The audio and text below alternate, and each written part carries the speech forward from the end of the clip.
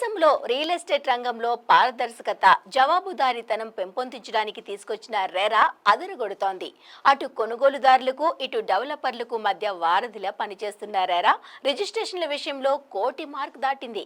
2017లో RERA తీసుకురాగా ఇప్పటి వరకు దేశంలోని 20 రాష్ట్రాలలో 1.1 కోట్లకు పైగా యూనిట్లు సహా 1.43 లక్షల రియల్ ఎస్టేట్ ప్రాజెక్టులు ఇందులో రిజిస్టర్ అయ్యాయి.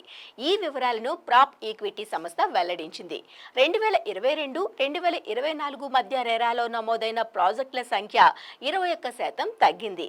అయితే 2020 మరియు 2022 క్యాలెండర్ సంవత్సరాల మధ్య ఇది 145% పెరిగి 25,281 ప్రాజెక్టులకు చేరుకుంది.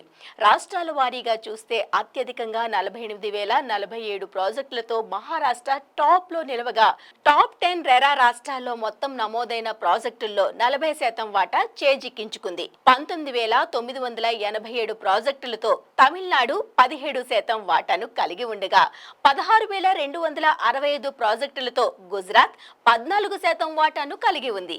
టాప్ 10 రాష్ట్రాలను పరిగణలోకి తీసుకుంటే 2017-2024 మధ్య ఈ రాష్ట్రాల్లో 97.14 లక్షల యూనిట్లతో కూడిన 1.19 లక్షల ప్రాజెక్టులు రెరాలో రిజిస్టర్ అయ్యాయి.